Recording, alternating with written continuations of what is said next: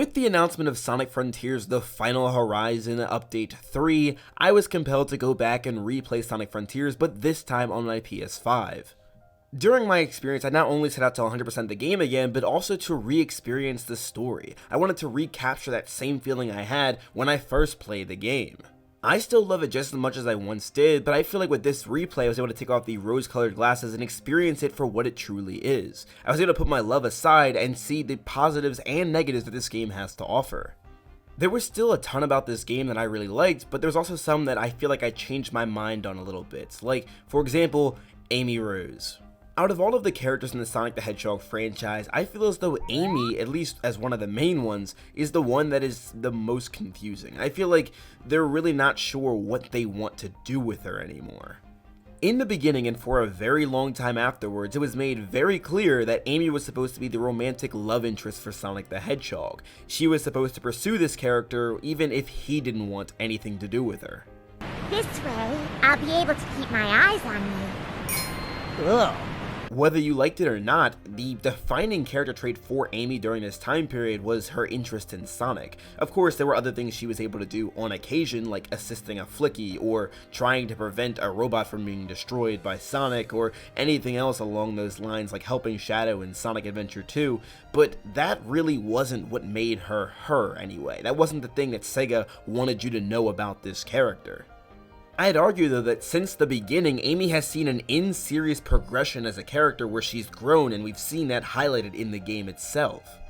In other words, the Amy that we see in games like Sonic Unleashed is so much different than the Amy Rose we see in games like Sonic Heroes.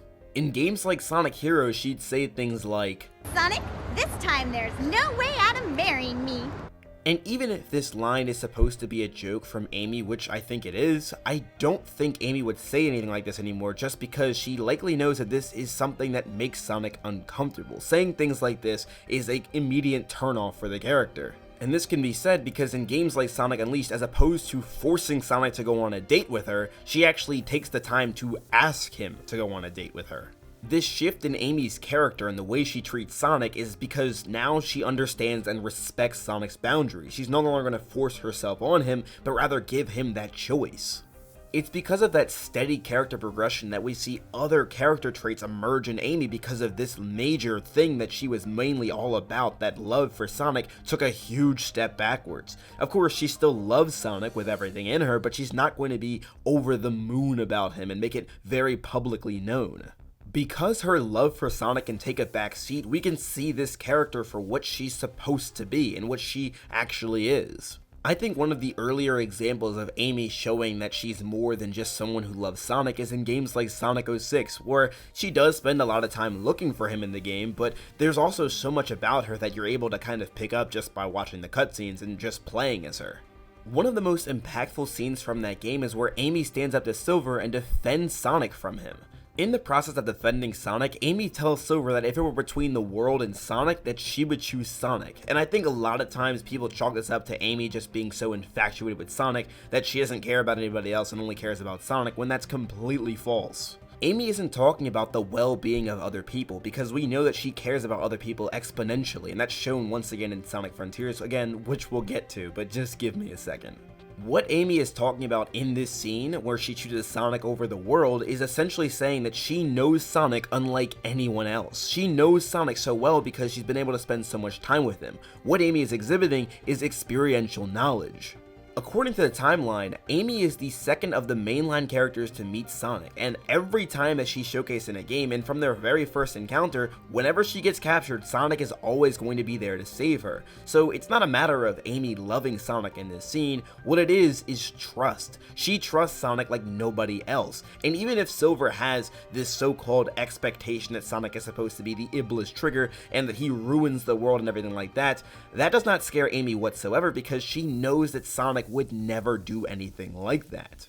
I kid you not, as you really sit and think about all of the appearances Amy has made in Sonic games, I would argue that she probably has one of the best character developments that I've ever seen in Sonic history. I mean, it's just phenomenal. What I think I love most about Amy's character development is that it all happens before your very eyes. It's not something that just completely flips 180 the next game. You see it slowly progress and get to this gradual stopping point. And it's that stopping point that really kind of throws me off. And of course, this happens with basically every single one of the characters because the writing changed and it wasn't as good as it used to be with the 2010s era of Sonic the Hedgehog. But then we now get to Sonic Frontiers, where it's that post era of, the, I guess, new age Sonic with, Sonic Colors and Lost World. Now with Frontiers, we're entering a new era of Sonic, and Amy is not, well, I don't think she's written bad. I don't want to say that, but I don't think that this really feels like Amy. Before I go any further, I do want to say this. I think the actions of Amy in Frontiers are definitely things Amy would do, like putting the needs of others before her own, because she helped out like 2 different Coco, even though she was in a state of limbo where we didn't really even know what was going to happen to her, but she still put the needs of others before her own.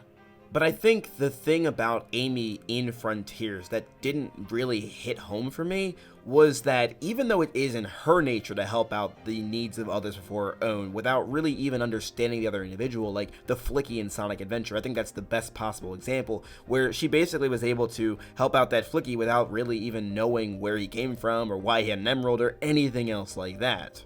But I think the thing that did not really work for me with Amy's story is that she didn't really seem to have any emotional connection to the Coco in the first place. Like, I just feel like they just met and all of a sudden Amy just decided, oh, let's help her just because.